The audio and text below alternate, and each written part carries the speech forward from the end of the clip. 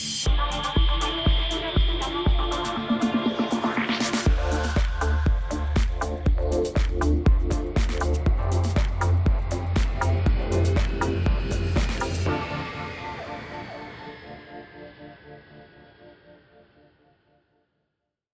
going to look at our new generation, Generation Z, I think, is an interesting way to say it. Generation Z, the next generation coming into our industry. What are their values? What do they want from us in the workplace?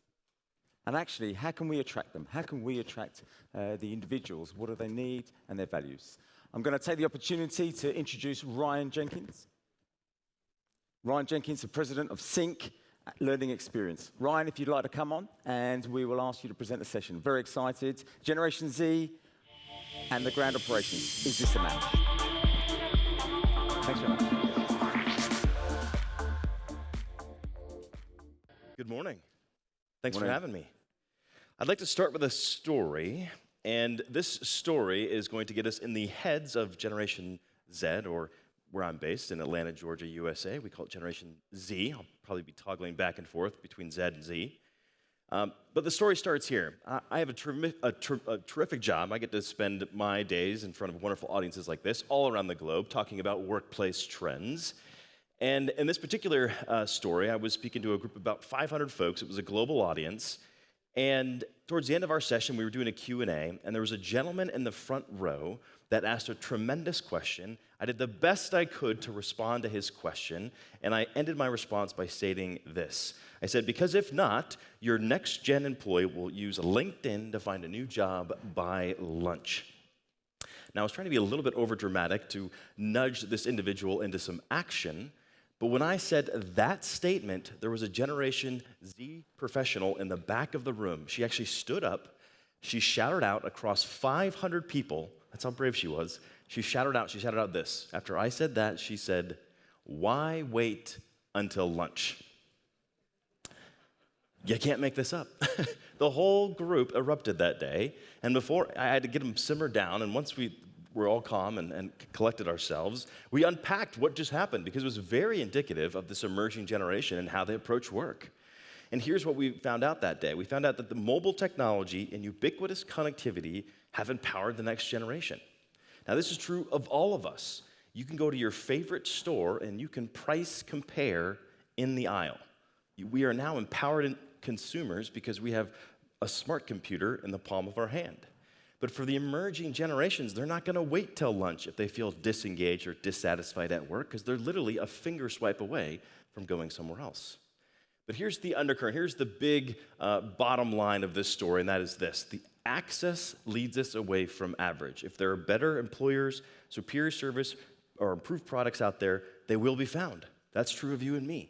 But specifically for the emerging generations, they will not wait to swipe that finger to find another employer or better services. So this gives us a good backdrop to who is and understanding the emerging generations. So here's where we're going to go today in our short time together. We're going to talk about generations, really high overview of who they are, why the generational gap exists. And then I'm going to give you 3 strategies. I'm going to give you one to attract, one to engage, and one to develop Generation Z. And then we'll do a quick recap of what we just covered. We'll also be doing a competition where you can win a copy of my latest book. More on that in just a little bit. And then last but not least, there's my email. If you have questions 3 months from now, 3 years from now, send me an email. I'm very responsive, would love to engage and add as much value as I can outside of the 30 minutes I have with you this morning. So I'm going to ask a rhetorical question, so don't raise your hand, but just perhaps mentally raise your hand. Have you ever experienced cross-generational friction? In my line of work for the last decade, if I did ask you to raise your hand, everyone around the globe would raise their hand. And if that is you, you are not alone, my friends. In fact, look at these 3 data points that really highlight how widespread this is. 75% of managers report that managing multi-generational teams is a challenge. 77% of workers identify different work expectations across generations as a challenge. And 72% of workers identify a lack of comfort with younger employees managing older employees. So no matter how you slice this generational conversation, there's tension and there's friction. So part of the goal today is to arm you with some strategies so that you can ease some of this tension as you think about attracting and engaging the next generation of talent. So we're gonna do some live polling today, so pull out an internet-connected device. I would recommend your phone. You can pull out a laptop or tablet if you got one of those as well. And either scan this QR code or open up your favorite browser and you can simply visit this link, pollev.com/live poll. Now there's nothing to download here. Your responses are 100% anonymous. So as soon as you scan or you visit that link, that's all you need. You'll be locked into the session, and I've got a few polling questions for you, and we're also going to be using this tool for our competition at the end of our time together. So hopefully you're there now. Here's how the polling system works. When I prompt the polling slide, you'll simply see the questions and the potential responses. You tap or click whatever you believe to be correct, and we're going to see all of your results live on the screen. So the first question simply is, what is your generation? We're talking about generations, of course, today, specifically Gen Z, and it's always helpful to get a context, to get a flavor for the room as to what are the generations that are represented. So it looks like over half are Gen X, followed by millennials and then boomers. There are indeed some Gen Zers in the room, followed by some builders as well. I always love to have a multi-generational room because I just feel like that adds a richness to the conversation. But I just wanted to get you warmed up to the technology, and I think this is good context for me as we have this conversation, but also good context for you. So keep those devices out. We'll be doing some more polling here throughout our time. But here's a quick snapshot of the generations. Middle column is done by age as of this year. And on the right side, you can see how the global population, Gen Z is becoming a very, very large generation, which if you haven't heard a lot of conversation around Gen Z, you soon will, as they are now inching into the workforce, and we'll see more of that in just a minute. But anytime, this is really, really important, anytime you and I have conversations about generations today and moving forward into the future, it is absolutely critical that we keep this in mind. You ready? Generations are clues, they're not absolutes. They're clues, they're not absolutes. But in my opinion, and I think you're going to agree with me after our short time together, they're very big clues on how you lead, communicate, recruit, sell, fill in the blank. The better understanding you and I have of each generation, the better equipped we are to thrive in today's multi-generational marketplace. But keep in mind, whenever you have a conversation around generations, they're clues, not absolutes. Let's do a quick overview of generations. Generations are formed by significant events or trends during the multiple years of an age cohort. Age is a common predictor of differences in attitudes and behaviors. You would agree with that. A 25-year-old has different attitudes and behaviors and expectations than a 45-year-old or a 65-year-old. So again, generations are good indicators. They're clues on how we need to shift our leadership, our communications, our operations, et cetera. And lastly, generational spans are typically 15 to 20 years, but they're shrinking due to heightened exposure. So the reason generational spans are 15 to 20 years, because that was a natural step in our ancestry. But now, because the world is hyper-connected, the emerging generations are experiencing global events in real time with their global peers, thus imprinting them with certain attitudes, expectations, and behaviors. And because we're so connected now, these generational spans are likely to shrink from 15 to 20 years to 10 years to maybe even 5-year spans. So the conversation around generations is really important today, but it's going to be increasingly important down the road as more and more of these generations seem different as they enter through the doors of your workplaces. Here's a snapshot of the generations and how they shake out in the global workforce. So as of 2022, this is the numbers. So Gen Z represents 10%. 2016 was the first year that millennials became the dominant generation in the workforce, which is why you couldn't seem to go a day without hearing the term millennial. They were just a big cohort. But now, fast forward to 2030, 3 out of 4 workers around the globe will be of the emerging generations. Now, the reason why I love, and I hopefully will convince you to love understanding generational trends, is because they give us indicators into what to expect in the future. So if we have a good understanding of Gen Z and who they are and their expectations and behaviors, we start to get a really good understanding of what the organization or the marketplace or the industry is going to look like by 2030. So understanding generational differences and trends give us insights into the future of work. So that's why I think this is such an important conversation. And if you think about the 2030 workplace in your industry, And when more and more of these digital natives are in decision-making roles, how does that shift the industry? How does that shift your organization? How does that change work in general? There's going to be a lot of change, but we'll be ready for it if we understand the emerging generations and some of these emerging trends. Let's talk briefly about generational needs, and then we're going to shift gears to those strategies. But our needs, you and I, are more similar than they are different, regardless of age. So to restate that, human needs, regardless of age, have remained relatively unchanged for centuries. So let me prove it to you. I love to use this model by my friend Britt Andrietta. She studies the brain, and specifically how the brain shows up at work. And she's essentially reduced or simplified Maslow's hierarchy of needs. I'm sure many of you remember Maslow's hierarchy of needs. He identified 6 core needs to humanity. Well, Britt kind of condenses it, and I love her model, so I'd like to share it now. She says our primary need, you and I, regardless of age, is to survive. Do I have food, water, shelter? That's our primary need. Once we can satisfy that, we can move up to the next tier, which is to belong. Am I contributing? Am I valued at work or in culture, in my tribe? If we can satisfy that, we can move to the final and kind of peak need, which is to become. Am I living my full potential? So at the end of the day, regardless of age, our needs, human needs, have remained relatively unchanged for centuries. But, this is the big but that our conversation hinges on today, how humans fill these needs is changing rapidly, and it varies wildly across generations. I'm going to give you a few examples here in just a minute. But we're starting to see this upward trajectory happen on this model, aren't we? And that's a good thing. You and I aren't stuck like our ancestors who roamed the plains. We weren't stuck in that lower tier, right? We're able to actually dabble in the belong and become, and we're looking to our employers now more than ever to fulfill some of these loftier needs. That's a good thing. You and I are standing on the shoulders of all the generations that have gone before us. So this upward trajectory on this model, it's changing how we work. It's shifting workers' expectations, and it's redefining the employer-employee relationship. That's specifically true with Generation Z because they're looking to their employer now more than ever to fulfill some of their loftier needs in the belong and become stages.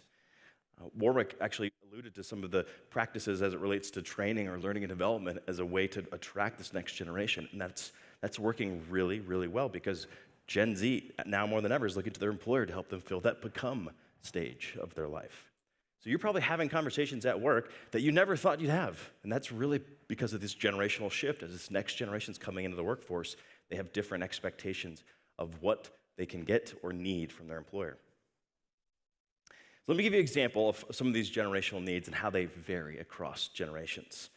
So here are the 4 major generations in the workforce today. So communication is a core need that we all have, but boomers, they need background info details. Gen X want to keep it professional. Millennials, efficient, mobile first. Well, Gen Z, they're mobile only, video and voice command. Again, none of these are wrong, they're just different. But again, boil it all down and the need is the same. Training is a need that we all have, specifically in the context of work. Boomers on the job and classroom, Gen X e-learning, millennials micro on demand, Gen Z mobile just in time, virtual reality, augmented reality. And the last example I give you to kind of flesh this idea out, and that is feedback. We all have a need to receive feedback to improve at work. Boomers, no news is good news. Gen X, semi-annual reviews. Millennials want routine check-ins. Gen Z want 360-degree real-time feedback. It's really fascinating when you specifically look at feedback, how the generational differences become really pronounced. So I'll give you a specific strategy on feedback as a way to develop the emerging generations in just a little bit. All right, here's a quick overview of Gen Z. There are people born between 1998 and 2015. We actually know the endpoint now to Gen Z because the youngest generation, currently being coined or labeled as Generation Alpha, they will not have been old enough or they were not born to actually emotionally process the events of the COVID-19 global pandemic.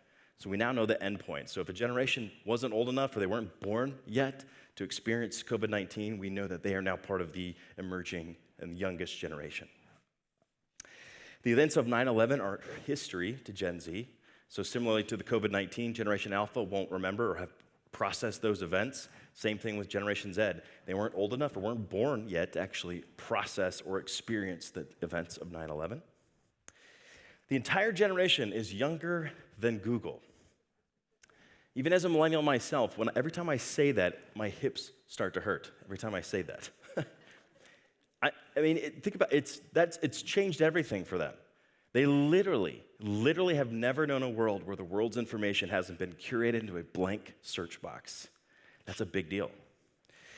Most of them don't know a world where a connected device has been outside of arm's reach. It's changed how they shop, how they communicate, how they entertain. It's changed everything. They're projected to be the most diverse generation in history, and they're coming of age in the post-COVID-19 world. A couple high overview stats around Generation Z. 71% of Gen Z say if their employer makes them return to the workplace full-time, they would consider looking for a new job. 59% of Gen Z believe they are fairly compensated for the work that they do. And 82% of Gen Z employees find it important to have mental health days, and half want actually mental health training at work. Mental health is a huge priority for this emerging generation. All right, I want to turn the tables. And if you refer back to the polling system that you were using at the top of our time together, I want to ask you, what word in your mind best describes Gen Z? So if you closed out of your browser by chance, you can still visit the link that you see at the top of the screen. Again, that's pollev.com/livepoll. The first one out of the gate was lazy. Just let the record show. All right, what else we got? We got entitled, absorbed, smartphone, TikTok, connected. The larger the word that you're going to see here in this word cloud, the more that word is being used in your responses. So connected, at this point, is the most used term. And I should say, too, if you put a space, it'll divide those words up. So use a hyphen if you can. Demanding, agile, impatient is another one that's standing out. Versatile, know-it-all, interesting, tech-savvy. Well, very good. Well, I just want to get your gears turning. This is obviously what's top of mind for you, so there's no right or wrong answer here, but this gives us some helpful context. Here's some of the words that they self-describe themselves as, and some of the words that we've seen pop up in the research. Independent is a big one. Fiscally responsible. They're socially conscious. They're a DIY generation. They do it yourself. And why wouldn't they be when they have the world's largest how-to library at their fingertips? That is YouTube, right? They're determined. They're anxious. They're competitive, hardworking. That might catch a lot of you by surprise. Maybe we can talk about that in the break. They're focused. They're entrepreneurial, but they're also very cautious as well. All right, so hopefully that gives you a good backdrop about the generations. Now let's launch into some strategies, because the first step as to understanding generational differences is awareness. So hopefully we covered that. Now let me give you some strategies to help kind of close this gap that might exist when it comes to these generational gaps. First, before I give you those three strategies, I think it's really important to cover these three must-haves at work. So again, this is getting in the mind of a Gen Zer. The first thing they want at work, they want a better boss. Top talent view effective leaders as a must. Second thing they're looking for is a brighter future. Top talent have a proclivity to be future-oriented. And last but not least, they want a bigger vision. So top talent want to connect work with impact. Now, you might be looking at these three things, and you might be thinking to yourself this question: doesn't every generation want these three things in a job? You might be saying, Ryan, don't we all want these things? My short answer to that question would be yes. I think at the end of the day, these are the four things. If we boil it down, these are the four things we're looking for. But here's the big generational wrench. Ready? For previous generations, these three things were nice to haves. Now for the emerging generation, these are conditions of employment. Where if they don't feel like that they're getting these three things, literally, again, they're a finger swipe away from going somewhere else. And as we now know, they won't wait until lunch to do it. All right, so let's talk about how to recruit this emerging generation. And I want to ask the group this. So go back to the poll. What do you think is the correct answer here? Over 60% of Generation Z say that blank should take less than 15 minutes, with many saying less than just 5 minutes.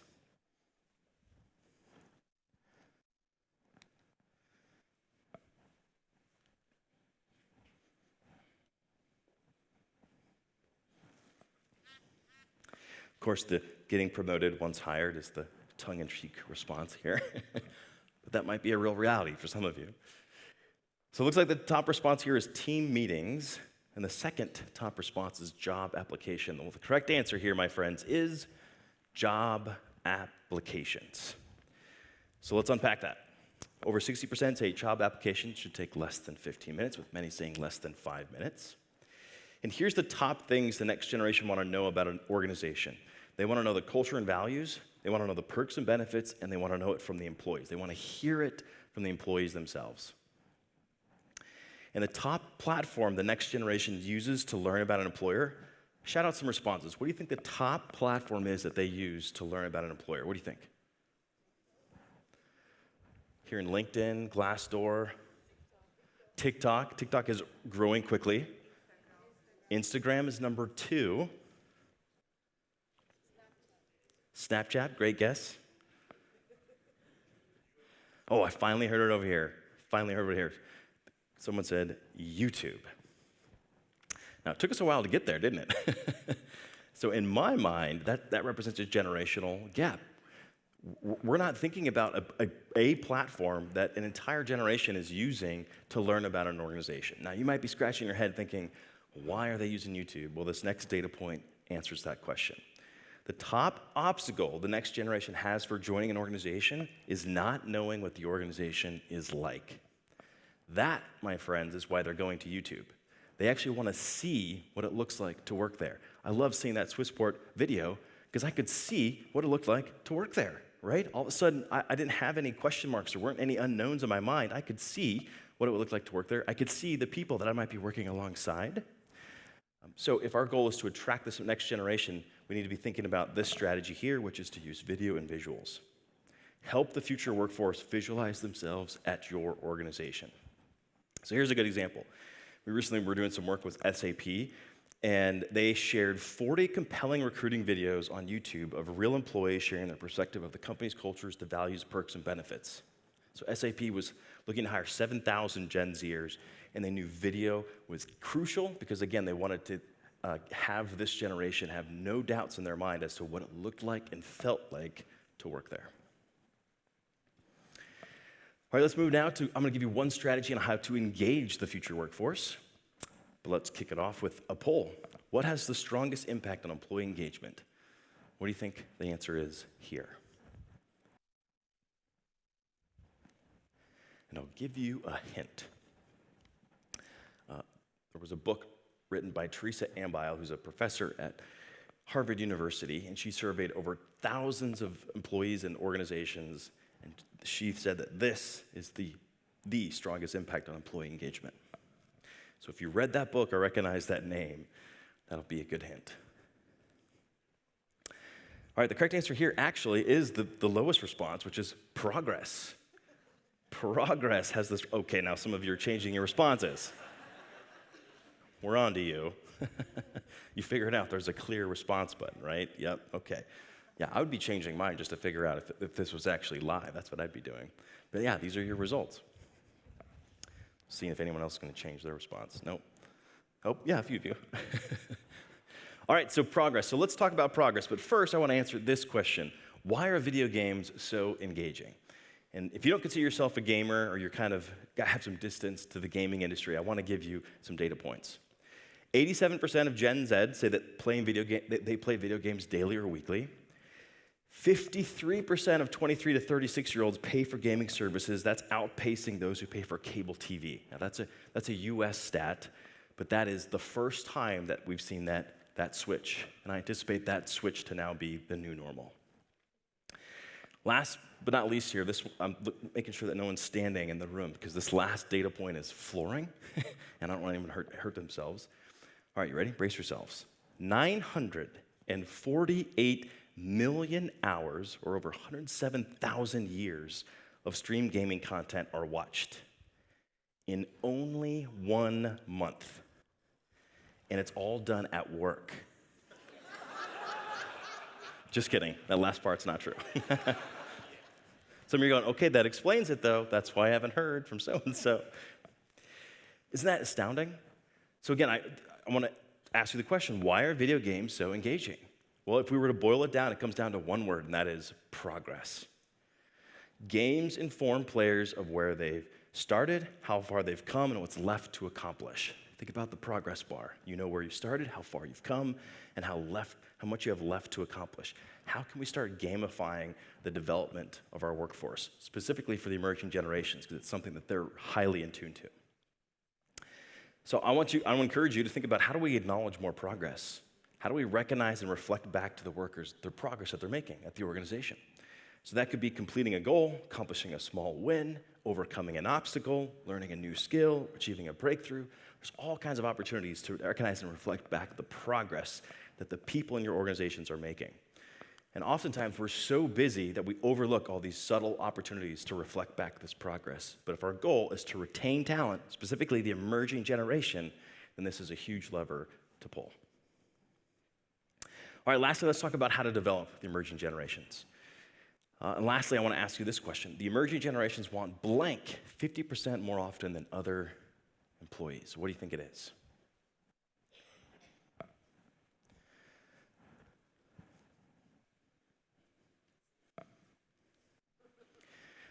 All right, in the interest of time, I'm just going to give it to you here. Most of you got it right. It is feedback.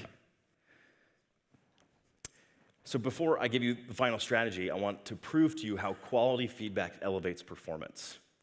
So recently, there was a study done where they took a group of 7th graders, and they asked those 7th graders to write an essay. So they all had the same task. So they wrote those essays, they turned them in, and then the teachers randomly divided those papers into 2 random groups, Group A and Group B. The Group A group, they gave this feedback. They said, I'm giving you these comments because you'll have feedback on your paper. Very general feedback, and it resulted in 40% of the students revising and resubmitting their papers. On Group B, they gave this feedback. They said, I'm giving you these comments because I have very high expectations, and I know you can reach them. When that feedback was given, it resulted in 80% of students revising and resubmitting their papers, and they made twice as many corrections as Group A. So, what do we learn here? Well, when we inject high standards plus assurance, that equates to doubling of the performance. Now, many of the teams that you're involved with, they're a little bit more complex than 7th graders. Is that fair to assume? Some of you are going, well, it depends on the day, I guess. All right, so we got to take this one step further. So high standards plus assurance is important, but we also inject direction plus support. So if we were to follow this feedback formula, it would sound something like this. I have high expectations for you. I know you can meet them. So try this new challenge or objective, and if you fail or stumble, I'll help you recover. What's so impactful about a formula like this is to have it in your back pocket so you can deliver it on the fly, as the emerging generation have a much higher appetite for feedback. So consider using the feedback formula in more of the conversations that you're having with Gen Z. So there it is again. The formula can inspire belief, it can transform work ethic, and instill confidence among emerging teams, especially amongst Generation Z. All right, my friends, let's dive into this competition as a way. This is going to serve as a recap of all the content we covered in this brief 30 minutes. So here's how it's going to work. Use the same polling system we've been using this whole time. If you haven't been using it, scan that QR code or visit that link. It's not too late. You can join in on the fun. Here's what I need you to do. Answer correctly as fast as you can. So as soon as you know the correct answer, punch it in. The faster you get the correct answer, the more points you're going to get. And then the winner is going to receive a copy of my new book here. Generation Z is the loneliest generation all around the world. They're experiencing isolation to a very high degree. So I wrote this book as a way to figure out, how do we create deeper connections at work? How do we create more belonging at work? Well, it turns out all of us are experiencing much more isolation and loneliness at work than ever before. So it's really about for every generation. but the work got kicked off through Generation Z, so I'd love to give some of you a copy of that book. So that's at stake. You ready? All right, here's our first question. I think there's 6 questions. It's going to go fast. Here's your first one.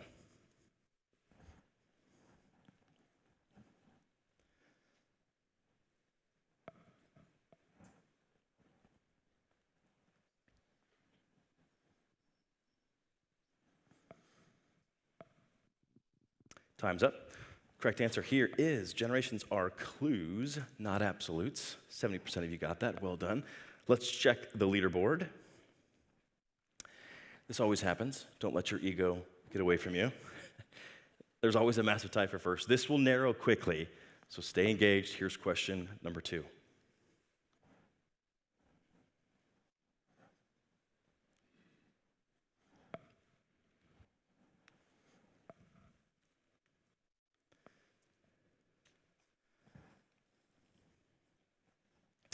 Time's up. Correct answer here was bigger vision. Almost the same percentage you got the correct answer. Let's check the leaderboard. Oh, there we go. That happened quick. We've got 2 folks in the lead. It's still anybody's game.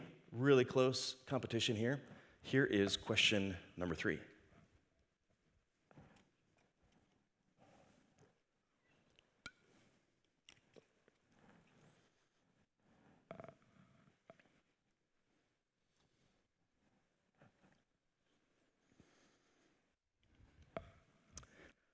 Time's up. Correct answer here was 10%. That was tricky, I know. I had to try to narrow the field here a little bit.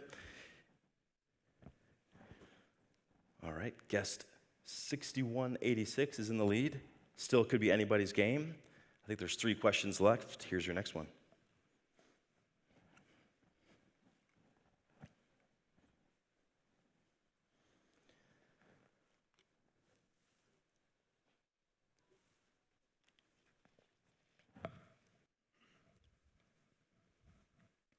Time's up. Correct answer here was true. Almost all of you got that right. Well done. I think that's the same individual still in first place. We have a 3-way tie for second. Wonderful. All right, 2 more questions. Here's your next one.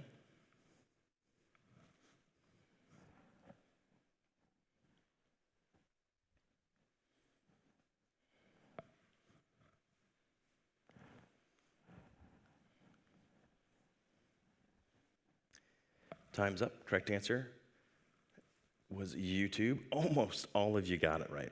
Almost. So sorry for that one individual who fell asleep during that portion. All right, last question. Could still be anybody's game. We could see a lead change at any point, so get ready. Here's your last question. Good luck, everyone.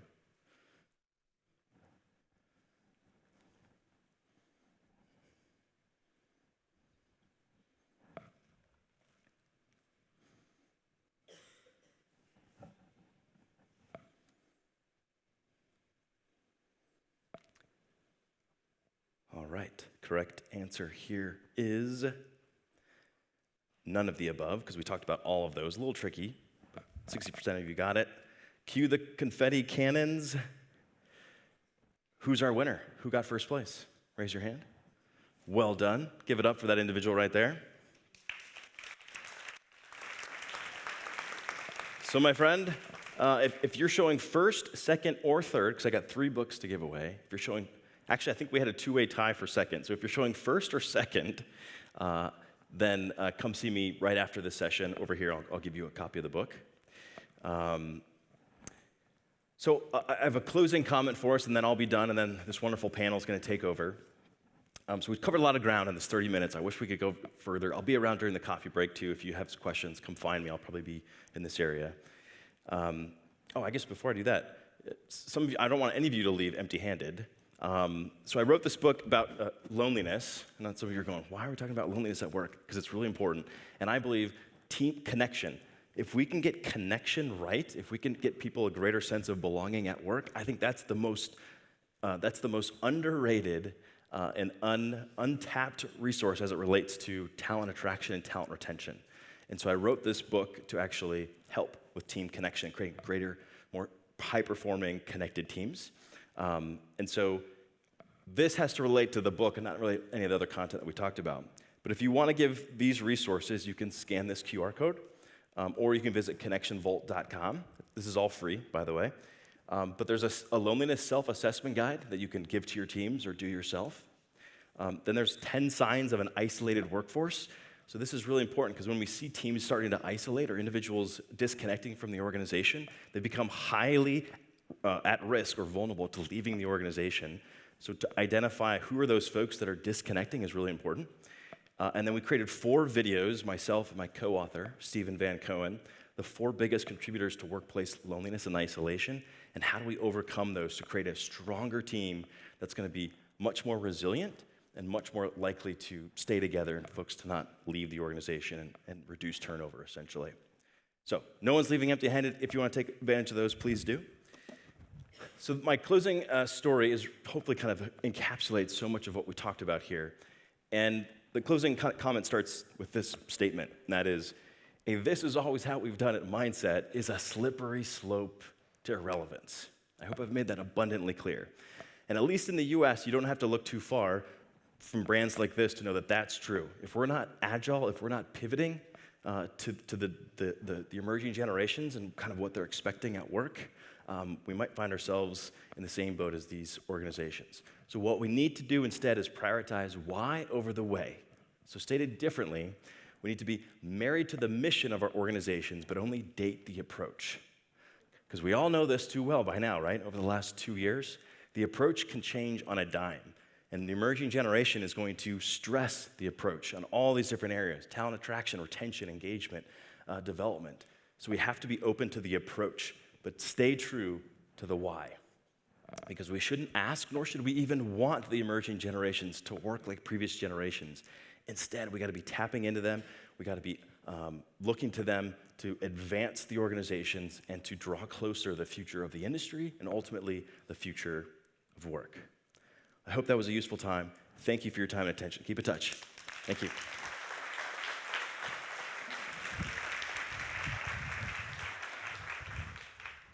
Wow. Ryan, thank you. Wow. What a super presentation. Ryan Jenkins, the president of Single Learning Experiences. Excuse me. Wow, what a super presentation. Some great information for us and good opportunities. I'm not going to say too much more to introduce the next session because I think it's a continuation of panel. The next session is entitled More Than Just Environmentalism. What does sustainability really mean in organization and our workforces? Okay, I'd like to welcome the lead and moderator for this session, Elizabeth Matsnick, Assistant Manager, Ground Operations Audits at IATA. Welcome and come.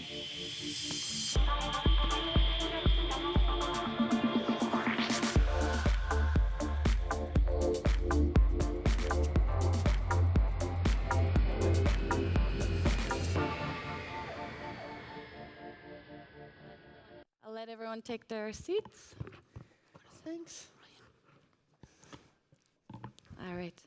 So I have the privilege to talk to you today about social sustainability. Yesterday, we heard a lot about environmentalism, as we said already, green, green everything, electric everything. So now we are going to focus on people. Social sustainability, building a purpose, building passion, and really going down to workforce, communities, people, and the person. So it's my pleasure to introduce to you. We have Ushi Shurtasasa. She is VP at the Inform for Aviation. Then we have Dr. Harpreet A.D. Singh. She's Executive Director at Air India, and also last year's IATA Inspirational Role Model Award winner. Then we have Ryan Jenkins, who you've all just met, and Nadia Kaduri. She is the Chief of Strategy and Sustainability at Swissport.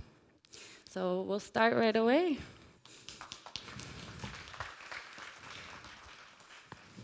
All right. So probably I'll start with you, Nadia. You're right by my side. Social sustainability. How would you describe it? When we think about sustainability, we jump to environment right away. So what is social sustainability? Well, I think I would start by saying that it means a complete different thing today, right? So after all what we went through during the COVID, so all the pandemic, and obviously I think all the industry has been impacted in a way or another. So I think the first thing was for us to define what does it mean today, to start with. I would say for Swissport, this is about a building, and that I think echoes very well the session we had earlier. That's about building a culture of belonging. That's about putting in place as well some actions, and probably I will go more into details later on. But that's really about building a culture where people want to work for us and for a long time. So that's really about putting people first and having our employees at the center of the overall ecosystem that we are part of. So yeah, I would just like to add, Elizabeth, when we look at the entire cycle of what we are trying to achieve in a business, yes, we generally associate it with profitability. And when you're very right, when we talk about sustainability, the first thing that comes to our mind is environment. But when we really look at sustainability in the true sense, we have to look at the big picture here. So we are talking about, yes, profitability, but we're also talking of people, and we're also talking of planet. So if we look at the 3 Ps, in simple words, yes, environment is very important, but it's not just the green trees and having a sustainable earth. We need a sustainable workplace. We need a sustainable, people-centric kind of an organization that you really want to be there. You want to feel the warmth, the acceptance, and the connection with the mission of that organization. And that's when you really want to continue to be there. And that is really a sustainable organization in the people context. Mm-hmm. Yeah, I fully agree. And I think like social sustainability is a critical component for the well-being and the longevity of a company. And it's been largely neglected because everybody's been focusing on the economic or ecological aspects. But if you look at the 17 United Nations Sustainable Development Goals, like only four of those actually address directly something that's related to ecological aspects.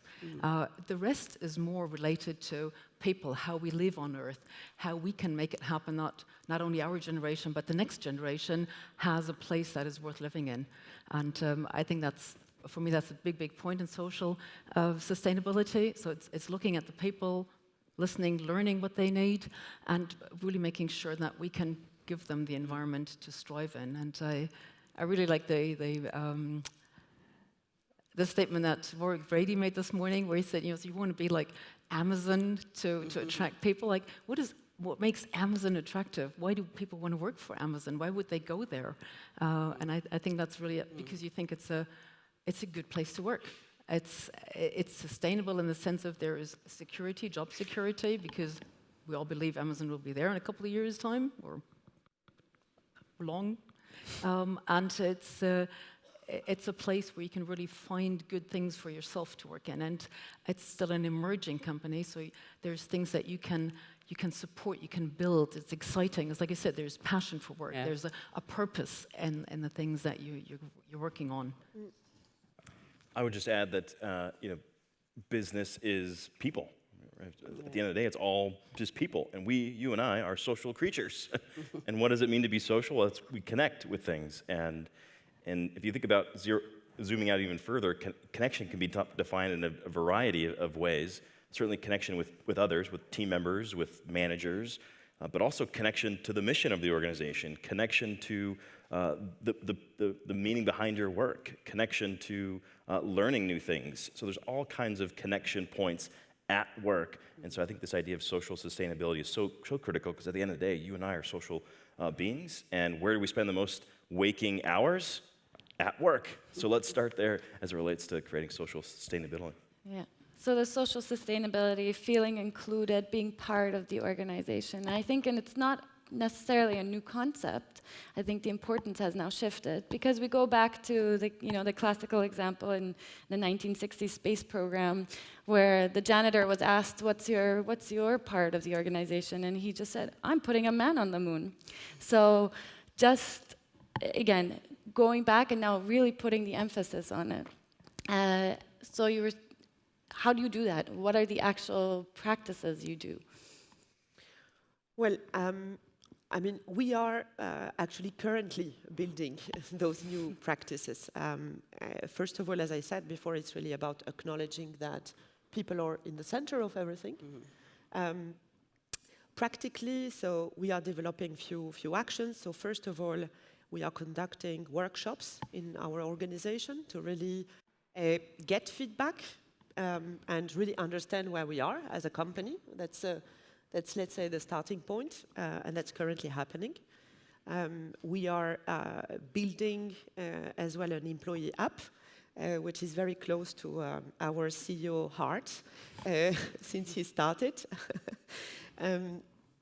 So that's basically the idea is to transfer, as I said before, the culture of belonging via direct communication to the staff, right? That people feel that they are part of something bigger than them, that the CEO can speak to them directly if he wants to spread out a message via the employee app. That's really the idea. The other part, which is actually quite important, is the training. So to really offer to our staff the ability to have a real career path and feel supported as an organization to really support the overall development of our staff. Again, I think the pandemic has shown that flexibility and ability to change and add skill sets to our people is absolutely crucial in this very dynamic environment. And I think the last point is really going to be, I think, a good echo to what you mentioned earlier. It's really about, as well, how do we train ourselves as well as a company, so managers, leaders in the organization, to install this culture of feedback, being present, and actually leading people towards the purpose, because there is a huge effort that needs to be made as well by the managers in the company to ensure that we are keeping people, because it's not only about attracting, it's as well keeping in a sustainable way. So we have a variety of actions that's really at the center of the executive team's agenda and shareholders' agenda, and especially in this market where we are in actually a seller's market and not anymore a buyer's market. So we are very much focusing on that. So I would just like to add here, very rightly what you just said. For me, when I look at an organization, you know, when we step out and take a nice walk and we look at the sun every day, it's always there, right? An organization has to give that comfort like the sun. Like the sun is brilliant, it is shining, it's always there, and it's there to support you. One day there'll be clouds, there could be a crisis, there could be like the COVID that happened, or there could be a similar kind of an impact. Anything that has a business impact, but there's always a positive and a negative. And the negative could be, yes, the fear that the company's not doing well, you know, flights not going, like taking the literal example of our COVID. But the positive side, that the crisis actually gives you an inner strength that actually makes you focus on how can you rework the system? How can you use the people's strength to overcome this beautiful, though negative situation, right? Because everything that comes in front of you, it's like a challenge. But when you look at it as a leadership role or as an organization and you say, I'm like the sun, and it's my duty to keep spreading sunlight. And when you give that kind of emotional connect to the people that are working with you, you'll be surprised at the kind of ideas that they come up with, the kind of solutions that they come up with, because they need to get that connection. That's very important. I remember taking Air India's example when the COVID struck and there were passengers stranded all over and there were a lot of Indians, as well as other nationals stuck in so many parts of the world. And we took a decision to operate the first flight into China to actually evacuate those stranded people there. And everybody said, you must be crazy, because, you know, the whole world is shut down, and you're going to send who to China? And we took a management decision collectively, and when I say we, it's not even just only the organization. It's the government, it's all the stakeholders involved, it is the company, and it is the people, because it's a joint decision. And we did all our safety drills, we made sure that everybody was safe, we put doctors on board, and it was like a big war exercise which an airline is going to do. But you should have seen the number of people who said yes in the very first question, who will go? Because when the whole world is shut down, who is that first person who's going to say, I will go? And you'll be surprised at the number of people who wanted to go on that first flight. And that sent us a very clear message that when the goal is pure, like when I said sunlight, it's a pure intention. And if you can connect to the vibration that it's a good cause that you're doing this for, the people are going to support you. It is how you're going to relate to them. And we went all the way to Wuhan. We came back from Wuhan all safe, and then we did what we call Vande Bharat flights, numerous flights after flights after flights. And I was at that time chief of flight safety in Air India. And I remember I must have done 180 safety risk assessments, which typically you would do in an entire career span, which we did in like 8 to 10 months, because every time there's a new country you have to operate to, there are new people you have to help, there is a performance exercise that you have to carry out on the aircraft viability, you have to coordinate with the ground handlers, you have to coordinate with the airport agencies, and everybody said yes, which shows a mission-oriented, driven dream that even in adversity, people actually were willing to stick their neck out. And this is what was a big learning curve for me, that people actually respond. People are actually very good in general. And they really, you have to touch the core of their heart to get them to deliver. They will support you. And in my earlier role as the CEO of Alliance Air, it was a smaller airline, regional, ATR-72. But I realized over there, people were feeling they're going to lose their jobs because everyone is losing their jobs. And then to give them that security that, no, we are there for you. We are like the sunlight, right? We are not going to throw you out when you've supported us all along, so this is our time to support you. We made sure that not a single person was retrenched, not a single person lost their jobs. They were very much there. We went into multitasking, changed our aircraft into cargo style, tried to train them in a very diverse way of working, but we retained each and every person. So I think this is what is a healthy organization, which is a combination of good people, good leadership, and good synergy at work. So I just thought I would share my own example. I'm sorry if I took too much time. No, that's fine. Yeah. Thank you, Harpreet. I think if we take what Nadia and Harpreet says, and Jurgit's, people want to work, people want to diversify in the things that they do. They want to bring in their own capabilities and qualifications. I think the important part then in ground handling is really to say, how can you do that? Like, how would you do that in ground handling? How can you ask people, what is your preference? What is your preference in shift times? What is your preference in qualifications that you want to meet? You need to manage their qualifications. You need to kind of show them a way and ask them. I'm a really big fan of asking people and listening to them. What are things that you would like to do?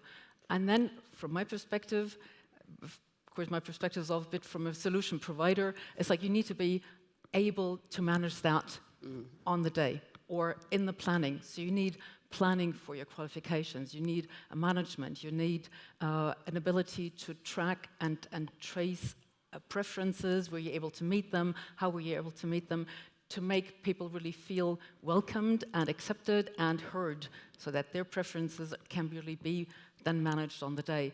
And that's where I think solution providers come in and give you that ability to actually be socially sustainable, by being close to your people and getting their input, putting them into your systems, and making the systems work that way. Well, Ryan, it sounds like your concepts you were talking about are true in practice with progress, taking feedback. Yep. We talk about diversity and inclusion a lot, especially 25 by 2025, women in leadership and so on. Where do you see this going ahead or being part of the social sustainability? If anyone would like to take this. Why am I always first? I mean, I'll take it to someone. You're just in the right hand of my... You got the unlucky seat. I'll jump in here. Yeah. Very good. Of course, studying generations, generational diversity is a component of DE&I, and it's important to have, every generation brings really unique skill sets to the table. So to have a multi-generational team and leveraging each strengths is really crucial. And especially as we move forward and things get more and more turbulent and things, accelerate and innovation's happening, bringing different skill sets and unique perspectives to the table can only help you get to point A to point B faster, right? Because people can view a problem from multiple angles. That's the true power of having a diverse team. But I play in the space of generations, but also in the space of connection. And when people are alienated, right? When we're disconnected from one another, we're just not as effective. Like time and time again, research after research after research proves we are stronger together, we can perform better, we heal together. There's so much power in getting people connected. And hearing some of the comments that were just made, I think what stands out to me is confusion spurs alienation. Like the human brain just doesn't like to be confused. And when we're confused, when we don't have the clear vision, we don't know what the team's purpose is, we tend to be confused and we'll pull back from the organization or the team. And so confusion spurs alienation, whereas clarity cultivates connection. And so this idea of how do we cultivate more connection? How do we create greater social sustainability? One way to do that is through clear direction. You heard from Warwick in the beginning session. He said clear vision was really crucial for them, having a clear people plan. So this idea of clarity is so important. Because again, if you went on a hike and you didn't have a map, you didn't have a clear direction, you end up being lost. And when you're lost, you feel alienated, you feel isolated, and you're not connected to that organization, and you're just not able to lean in and perform. So it's really important to create that sense of clarity, and that also is very unifying, bringing it back to the conversation around diversity. Yeah. And if I can jump in right there, I think it's important to have that, again, related to ground handling out on the ramp. Like if we're looking at ramp operations, give the people the clarity, the transparency, like who's working where, how far are we in the progress of actually handling this flight, who's working on what, who can I ask to support me, or who can I support if they're not far enough to actually, help us as the company, as Swissport, or working for Air India. It's like managing that flight, getting it done. Give them the transparency out on the ramp or in the terminal on where we are with handling this flight. What do we need to do combined as a group to make the turnaround happen? So like both of you rightly said, that clarity for diversity and inclusion is also having a target. So I really appreciate IATA for the 25 by 25, because what happens is clarity is also where do I want to reach and by when, right? So if you have that kind of a clarity, your entire organization is kind of aware of that's a goal and that's what we want to achieve. And for me, diversity and inclusion, of course, is not just women, because I think we have a lot of specially abled, we have economic class disparities. For me, in diversity and inclusion is also everyone is equal. That is what is diversity and inclusion for me. And in a very spiritual context, like when you shed away your clothes and you go look at whatever is within you, you're all just divine super souls. And the CEO's chair doesn't know who's sitting on it. The person who's your runner or your helper on the ramp, he could be at a very elevated state of progress in his way of connecting to people. And you may think you're materially successful sitting because you have achieved what you call as success. But when you go a little deeper down and you actually start connecting to everyone as an equal and as a person who can give you a valuable input, you are connecting to the very people who are going to turn around your company. I have got some of my best ideas just taking a lunch break or a coffee with some of the junior-most employees, even going to the mechanic shop, and people would tell me, you're the chief of flight safety, you don't need to go and sit with the mechanic. But I would sit, just have a casual chat, and some of the best knowledge and what to do comes from your frontline. So unless you really connect to the people on the ground, to the people who are actually doing your work, sometimes the middle management distorts information. This is, of course, my personal experience. And many times they will tell you things because they want to please you, but you want to know the real reality of what's going on. And that's when you need to step out of this big, facade of I'm the CEO, or I'm a director, or I'm a this and that. I just go down to the ground level. Ground handling also means being grounded for me. It is like being grounded, going to the ramp, talking to the people, getting good ideas. And, they really love it because then they just send you WhatsApp messages, they send you emails, they give you the beautiful ideas, and they stick with you. When you need them, they're there for you because you were there for them. So I think it's a very collaborative approach. So I thought I would share that coming in. So now I can go? So I think the very interesting part with this, this question, what is diversity and inclusion for you? I think the part is, what is really interesting is that you can ask each and everyone here in this audience, and you will have different definitions. So the first thing we did in Swissport is actually to think about what does it mean, for us, right? We are all coming from different cultures, different educations, coming from different industries. So what is it that you expect when you actually start to build up a plan to achieve certain targets? Diversity 25 by 2025 when it comes to gender, but actually there are many, many, many targets, right? Especially when you speak about inclusion, that's really about what is the atmosphere and the overall environment that you build in the company that pushes each and everyone to be himself in reality, right? So that's one of the most tricky questions, let's say, that we posed, to different groups in the company. We are still defining it so that it becomes really clear and understandable by every levels in the company. Right. But it's not an easy topic to put on a numerical and KPI tracking like other elements of ESG, right? So I think we are really in the middle of it.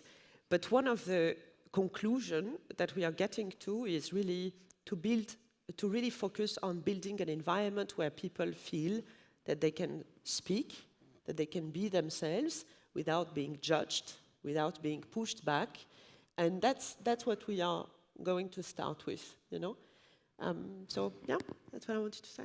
Yeah, so actually, to your point, do you think, whose responsibility is it to make Everyone. Okay, good, right answer, that's what I thought too. Good, so it's everybody's responsibility to be part, making people feel included, and the strategies come from top down Correct. or up, and you take the feedback from them.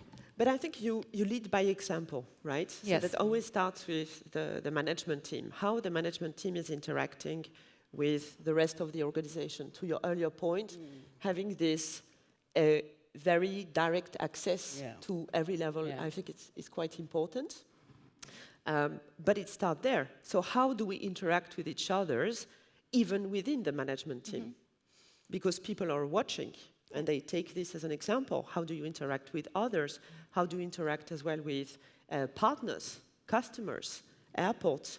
So that's a variety, let's say, of topics that starts obviously from the top, and that will lead to reach out to every level in the organization.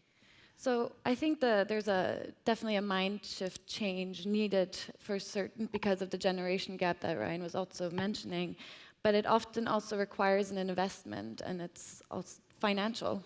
Where do you think the leadership sits on that? Because, you know, especially during COVID, they're looking at the bottom line. So how do you think they are measuring the trade-off of investing into people, but also maybe lacking funds somewhere else? Maybe I can take this first. Okay. So Now, I would say the case is pretty straightforward, to be honest, because the cost of not doing anything in this area is losing people and not retaining people. So if we think about ground handling, that's about investing in training, badges, uniforms, so getting people started, and then having them leaving you 2 or 3 months later. So attrition for us is a big topic. So not doing it actually costs you a lot. And then it's about finding the right balance to get, let's say, a staggered approach on how you roll out the plans, because it's actually a variety of topics. Swissport Academy, as I said, with the training, building as well the safety net around employees. To your earlier point when you said people are looking for something different. They want to feel safe, right? Because that's an industry that have suffered a lot during COVID. So that's all those measures together are going to help us to obviously lower the attrition rate, but as well raise the game in terms of bringing new talents in the industry. Because that's as well another topic. So how do you compete with the Amazon of the world? Because today we are competing with actually a lot of different industries. It's not only ground handlers with ground handlers. So how do we become competitive? And that's about, for ourselves in Swissport, making Swissport the employer of choice. And as I said in the beginning, the trade-off is quite easy to calculate. And we've been through this exercise. So I would also like to add from the business side, like I said, thinking out of the box, using this as an opportunity. Actually, if you look at your own lives, you would have had certain crises hitting you at some point in your life, maybe more than once. It could be at a personal level, it could be at an organizational level, it could be at a work level.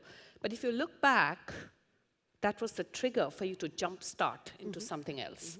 And actually, I've stopped looking at adversity in a very negative manner, because I've seen if the adversity wasn't there, you would not have thought out of the box, you would not have thought about working from home, you wouldn't have thought about flexible hours, you wouldn't have had all the Zoom calls and the team calls, and everybody's learned a completely new style of functioning. And this has happened only because of what we went through, right? Yeah. The whole dynamics have changed.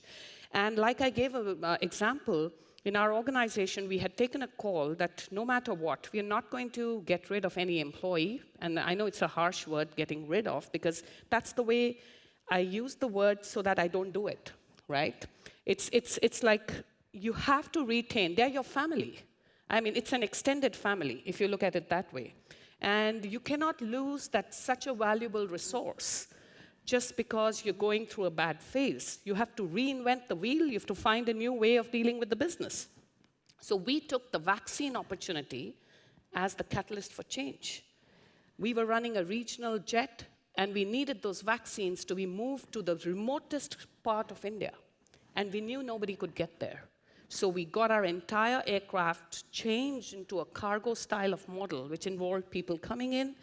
And we used that as a business opportunity to actually move the vaccines from city to city to city, and even tied up with the ground transportation agencies who would deliver it at the smallest airport and then, keep getting it out. And we got some government funding to keep us going, because we actually married the social cause with our business opportunity, and we took advantage of the fact that we had the resource that was free, because the standard operation had stopped, right? So these were all special flights. So I've always believed that when the intention is pure, when the intention is really to help I mean, it may sound whatever, but I feel God himself comes and shows you the way. You know, there would be new ways of doing things. And we went into a group insurance scheme for the first time. We signed up with the medical. We had 24/7 doctors at workplace. We got everyone vaccinated because there were long lines for the vaccinations. So we made sure that we tied up with hospitals that as an airline, our people were in the queue first. And we not only did it for them, we did it for their entire family.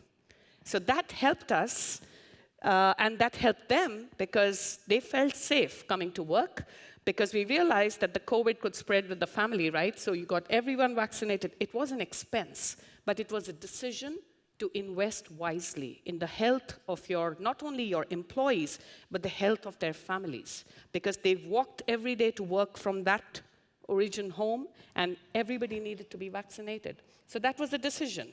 And I have no regrets that we took that decision, because when I look back, that is what was the good thing to do, the right thing to do. That is what made people safe, protected, and they're still working for us. And so I think it's a live example of what we are talking about, social sustainability. Yeah, it's a live example, actually, of investing into communities as well. And I think that is one criteria also the next generation is looking at when we evaluate where we want to work. What does this company do for the greater good? Not just for their bottom line. So I think, like you said, it's a new criteria, and it's a new selling point that in a seller's market, you have to, as a company, sell yourself to the candidate. So I don't know if any one of you has any experience in that, or Ryan, if you have some suggestions and tips for organizations. Yeah, I think back to during my portion where we talked about the idea of YouTube and how Gen Z, they're using YouTube to learn more about an employer. That's because they want to see it, right? They want to see it in action, and they have very highly tuned BS meters to where they can tell if you're giving lip service on some of these, broader initiatives. So it's really important to walk the walk, but you also got to make sure that they can experience it, taste it, see it, the good that's being done above and beyond. There was an organization that we partnered with recently. It's a large fast food chain in the U.S. They're actually the most liked brand as far as fast food goes. And they do something really fascinating where they actually, I was speaking to the chief marketing officer recently, and he was saying that he used to travel around to all the franchises, and he'd always ask the business owners, hey, what business are you in? And never once did one of the business owners say, I'm in the fast food business. The top response was always, I'm a leadership development academy masquerading as a fast food restaurant. And so that's a big priority for them, is to develop next-gen talent to not only serve their customers in their restaurants, but to eventually go into the communities and do greater good. And so that's something that they put very front and center, and of course their operators are living it out on a daily basis as well. There was one thing that I would just like to add, which slipped my mind in a very different level, was that we looked a lot at psychological support. We had group meditations, we had yoga at work, and it was a great bonding exercise for all the employees, because some people had lost their near and dear ones, so there was a lot of emotional, trauma that our, employees were facing. So we did a lot of side activities of this nature, and I personally benefited because I also participated, and even today we run certain channels where we keep doing the yoga and meditation, because we have learned about it during this crisis phase, that if you're not resilient from inside, if the inner strength is not shining above, at an organizational level, it is the people who make the organization. That's what you said. So when you have all these shining beacons, with inner strength, you will find that they're calm, they're stable, they have good ideas, and they have... I don't even see competition as competition anymore. I think there's enough space for everyone, because I removed that negative connotation there, because I see competition as a very positive thing that pushes you. So actually, you start seeing competition with a healthy respect, if I may call it that way. And you say, oh, they're doing this really well, and let's also do something, and we don't have to cut each other.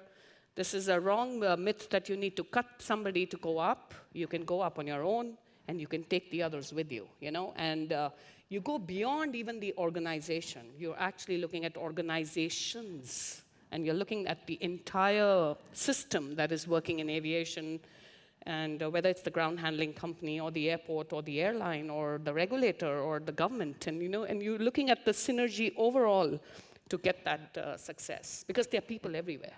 And finally, it's again a people connect. Yep. So And that's what I wanted to share. Yeah. I think that is something that also, Yeah. like the now new aspects of Yeah. kind of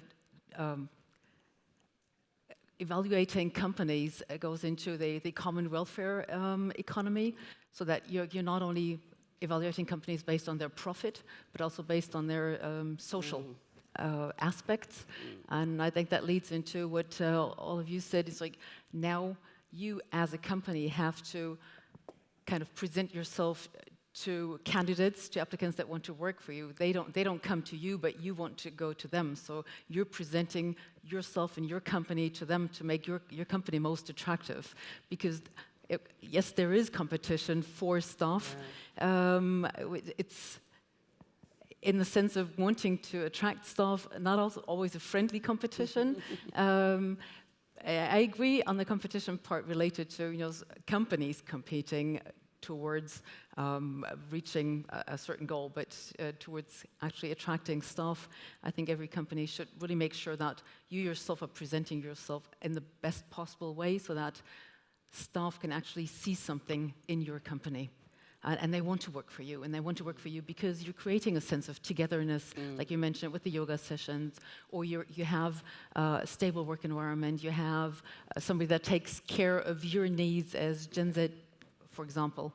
So I think that's a big point. And coming back to the point of the common welfare economy, I think that really moves into making that visible. So, you can evaluate a company, you can put companies beside each other and really compare them based on those criteria. Maybe just to add, I think it's important as well to kind of be very authentic, about, and very open and transparent about as well where you need to make progress, right?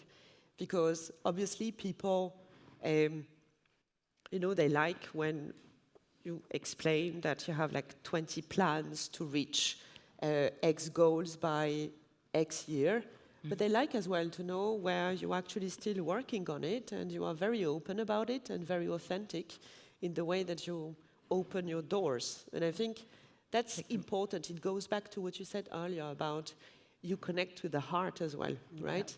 I think people connect with people. Yeah, and that applies a lot especially a lot today in the recruitment processes. Yeah. Take them with you on the road. Yeah, exactly. Sure. I mean, so since you spoke of the heart, I just wanted to share a tagline which I used in my regional jet company that time, because the name of the airline was Alliance Air. So we said Alliance Air is one that connects to everyone. So Alliance Air is an alliance of hearts. And we actually advertised it that way. It is connecting people. It is, in Hindi, we used to say, Dilon se jodne wali Alliance Air, like the one that connects to people and takes you where you want to. So I think you have to touch that chord in somebody, and then they just start responding. I mean, it's like the butterfly effect. It's just a ripple, and it just spreads. So it's a nice feeling. yeah. I think we're about to wrap it up here. If one of you has any final comments, concerns, messages for the audience, words of wisdom. I have a tiny word of wisdom. Go ahead. Harpreet mentioned the 3 Ps that we all know, is like planet, people, profit. At Inform, what we did is we added a 4th P, because we said we need the person. Like, every one of us needs to want to change and needs to want to work towards a more sustainable world. And therefore, for us, it's 4 Ps. And I think the person, like all of us, all of you, everyone wanting to change and wanting to work towards sustainability is a very important part. And from my side, it's the last month, right? What I realized while kind of building the ESG plan and going through the industry and understanding as well what the various stakeholders are planning to do, or are doing, the conclusion is that there are so many questions that are unanswered and so many gray areas that the only way to make progress and actually to change things within companies on the E, S, and G, so today we are on S, is actually to do it together. Right. So that's really about connecting with the overall ecosystem, building the platform to raise the bar and raise the game. Because companies in isolation, they will reach a lot of things, but we are still in exploration mode in many, many areas. So again, coming back to the authentic kind of statement, that's really about how do we collaborate within the ecosystem to actually push the agenda forward. Yeah, and share what works, Absolutely. what doesn't work. Absolutely, yeah. And I would also just like to make one concluding line that I've always believed that, of course, you need IQ because you need the knowledge, the skills to perform at work, but you also need the EQ. You need to be able to connect. You need to be able to work as a together everyone achieves more, which is the team, right? And which I've coined for my own self is what I call the PSQ, the pure soul quotient. If you're honest, you're transparent, people can make it out. People are not fools, right? They can see through it. They can see through all the malified intentions. So when you come out with honesty, with purity in your heart, you will vibrate at a different level. You will be successful. And for me, IQ, EQ is not adequate anymore without the PSQ. So for me, that's very, very relevant, whether it is at a personal level, whether it's an organizational level. Thank you. My last thought would be safety can actually foster social sustainability.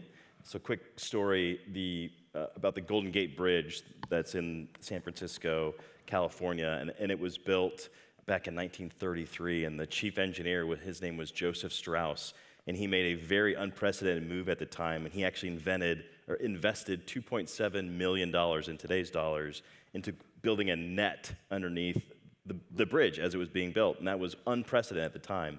And typically when you invested $1 million into building a bridge back then, it resulted in one death, and it was going to cost $35 million to build this bridge, so it should have resulted in 35 deaths.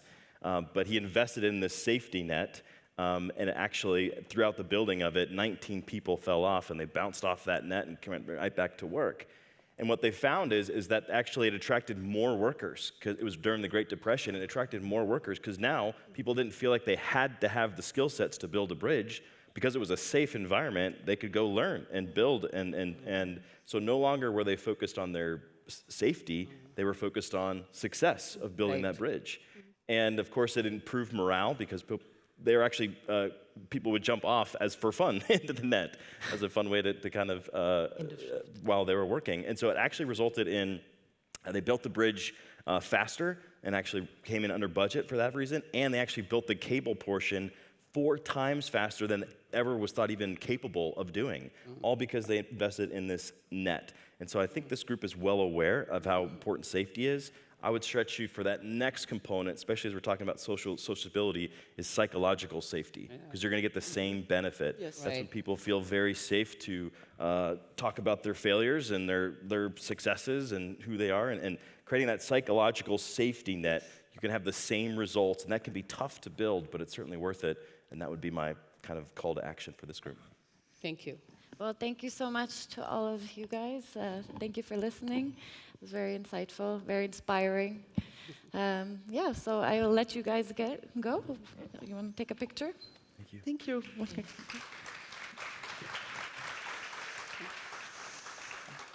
Forward. Sorry. And we'll just, We have that. yes, we have one more addition. Thank you. Thank you very much. Harpreet, I give I you the just floor. have Yeah, Good pardon. job, team. Harpreet. Yeah. I will just take 2 minutes of your time. I'm now changing my hat, not as an Air Indian, but as leader of a charitable trust. It is called IWPA, which is International Women Professionals in Aviation and Aerospace. And we are there actually to encourage women empowerment in very critical roles and inspiring people. And we want to recognize them because they are big motivation for so many others, so many young girls and of diverse backgrounds who would like to pick up challenging roles in aviation. So we had selected this year in the area of aviation ground operations, the Woman of the Year 2022. So no guesses here, but we would like to invite Monica Mestrikova. Please give her a big round of applause. And she truly deserves this little recognition. And she's done a wonderful job in ground operations. So please come, Monica, this side. And I would just like to read what is written on this. It says IWPA Woman of the Year Award, Aviation Ground Operations to Monica Mestrikova. So congratulations. And we're really happy for you. Yeah.